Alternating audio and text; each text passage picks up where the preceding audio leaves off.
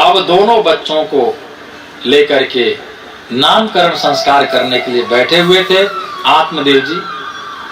और जितने गांव के लोग सभी बड़े खुशी बड़े आनंद के साथ आ रहे हैं। भाग्योदयो धुना जात आत्मदेवस्य पश्चाताप धेनुमा बाल प्रसूतस्तु दैव रूपिति को। हमारे आत्मदेव जी का भाग्य खुल गया।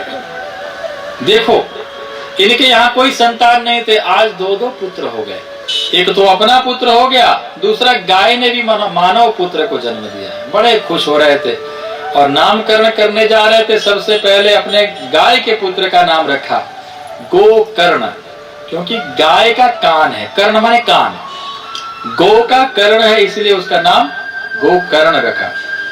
और अपने पुत्र का जैसे ही नाम रखने जा रहे थे, धुंधुली उनकी पत्नी आई, बोली महाराज रुको रुको, ये नाम मैं रखूंगी।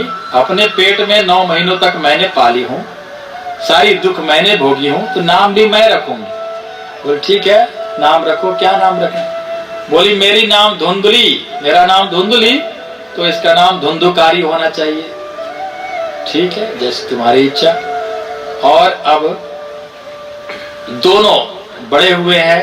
कियत काले रतौ जातो तरुणौ तनया विभो गोकर्ण पंडितो ज्ञानी धुंधुकारी महाखल। तो दोनों धीरे धीरे बड़े हुए हैं और एक दिन इतने बड़े दुष्ट हो गया, वह धुंधुकारी इतना दुष्ट हो गया कि घर का सारा सामान बेच करके खा गया, शराब पी गया। फिर उसको उसके पिताजी बड़े दुखी हो गए। आत्मदेव जी उस अपने पुत्र के दुख से और वो जंगल जाने लगे। उनके पुत्र गोकर्ण जी महाराज बड़े पंडित हुए थे। पंडित ने आकर के उनको हाथ बैठाया, पकड़ करके बैठाया। बोले देखिए नचेन्द्रस्य सुखम किंचित न सुखम चक्रवर्ती न सुखम अस्ति विरक्तस्य मुनिरेकांत जीव। इंद्र को भी सुख नहीं है, नचेन्द्र से सुखम न सुखम चक्रवर्ती न चक्रवर्ती सम्राट को भी सुख नहीं है। सुखम अस्ति विरक्तस्य, कौन सुखी है? तो जो विरक्त है, संसार से विरक्त है, कोई संसार से कोई मतलब नहीं, जो ऐसी संत है सन्यासी है जो विरक्त है, वही केवल सुखी है। कोई तन दुखी, कोई मन दुखी, कोई धन बिन रहत उदास, थोड़ी थोड़ी सब दुखी, सुखी राम के दास। जो भगवान का दास है, जो भगवान का भक्त है, वही केवल सुखी है और संसार में सब दुखी है। और बहुत सुंदर ज्ञान दिए है, बहुत सुंदर ज्ञान दिए हैं, समझाए हैं, उनको समझ में आ गया है। और अपने पुत्र के ज्ञान को आत्मसात करके आत्मदेव जी ने घर त्याग करके और जंगल में जाकर के 10वें स्कंद एवं सुदोक्ति बसतोपि गृहम विहाय यातो वनम गत षष्टि वर्ष यातो हरेर नुदिनम परिचरे यासो श्री कृष्ण माप नियतम 10वें पाठ। श्रीमद् भागवत के 10वें स्कंद का पाठ करते हुए आत्मदेव जी भगवान के धाम को प्राप्त किए।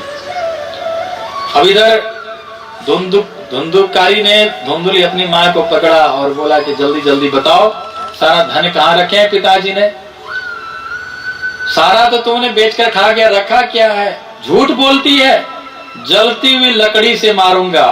और ऐसा बोला कि डर गई उसकी माँ धुंधुकली और रात को कूपे पात कृतो रात्रो तेन सा निधनम जगतः, कुएं में कूद करके आत्महत्या कर ली, मर गई।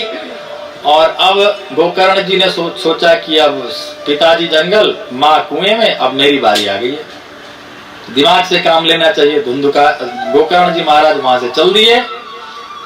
बोले भैया मेरे को तीर्थ यात्रा करने की इच्छा है। धुंधुकारी ने कहा बहुत बढ़िया बहुत बढ़िया, जाओ जाओ तीर्थ यात्रा करो। और तीर्थ यात्रा करने के लिए निकले। ये अकेले घर में आनंद नहीं आ रहा है, तो 5 वेश्याओं को लेकर के आया और उन वेश्याओं के इच्छा को पूरा करता था। सारे रात भर कहीं चोरी करता था, डाका डालता था, लेकर के आके 5 को बांट देता था। एक दिन इतना धन लेकर के आया कि 5 ने सोचा कि इतना धन तो किसी राजा के घर से लेकर आया होगा और ये पकड़ा जाएगा, हमारी भी पिटाई हो जाएगी, हमको भी जेल जाना पड़ेगा, इसलिए इसको यही खत्म करो।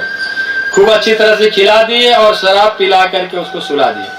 सो गया, उसको चार लोगों ने रस्सी खींच करके एक गले ऐसे रस्सी से बांध करके उस खाट में ही बांध करके मारने का प्रयास किया। वो चिल्लाने लगा तो एक दौड़ती हुई गई और आग के अंगारे ले आकर के मुख में ठूस करके भर दी।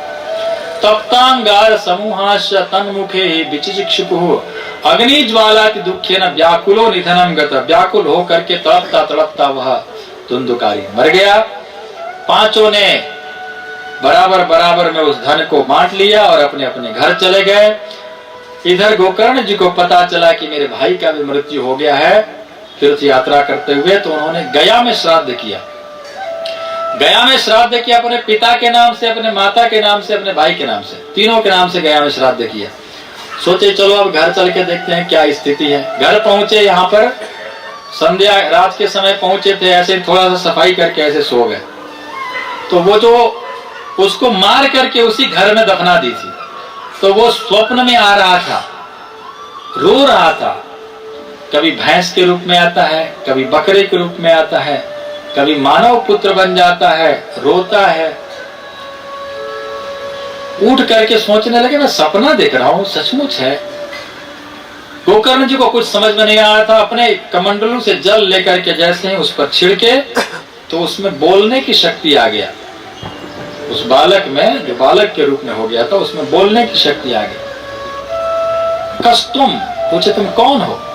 बोले अहम भ्राता त्वदीयोस्मि धुंधुकारीति नामतः स्वकीय नैव दोषेण ब्रह्मत्वं नाशितम मया। मैंने अपने दोषों के कारण मैंने अपने ब्रह्मत्व को नष्ट, ब्राह्मणत्व को नष्ट कर दिया। आज मैं बहुत दुख पा रहा हूं भैया। ओ बंधो कृपा सिंधु भ्रातर मामा सुभे भैया, आप कृपा के सिंधु हो, आप मेरी रक्षा करो। बाता हारे न जीवामी, वायु पी करके जी रहा हूं। खाने का इच्छा करता है मैं खा नहीं पाता हूं, पीने को इच्छा करता मैं पी नहीं पाता हूं। जो आत्महत्या करते हैं उनकी ये स्थिति हो, जो प्रेत योनि में चले जाते हैं वो बहुत तड़पते हैं। तो बहुत तड़प रहा था कि मुझे बचा लो, मैं बहुत दुख में हूं, बचाइए बचाइए। तो गोकर्ण जी ने कहा मैंने तुम्हारे नाम से गया में श्राद्ध किया, तत्कथम नहीं वो मुक्तोसी, फिर गया में श्राद्ध के बाद भी तुम मुक्त क्यों नहीं हुआ? तो उस प्रेत आत्मा ने कहा गया श्राद्ध सतेनापि मुक्ति में न भविष्यति। 100 गया श्राद्ध से भी मेरी मुक्ति नहीं होने वाली। 100, एक की बात नहीं, 100 गया श्राद्ध से भी मुक्ति नहीं होने वाली है। तब फिर क्या होगा? बोले आपको पता, आप पंडित जी हो, आपको पता होगा। बोले ठीक है तुम अभी यहाँ से चले जाओ, मैं कुछ सोचता हूँ। फिर रात भर नींद नहीं आया, सुबह उठे तो अपने गांव वालों, जितने बड़े बड़े पंडित लोग थे, सबसे पूछे कि क्या करना चाहिए। बोले ये तो कोई, अरे जीवित रहता उसको बैठाया जाता, कथा सुनाया जाता, ये करो वो करो, बोल सकते हैं, पूजा करो, नाम जप करो। और मर गया है उसको क्या किया? उसकी कोई उपाय नहीं, कोई नहीं बता पा रहा था।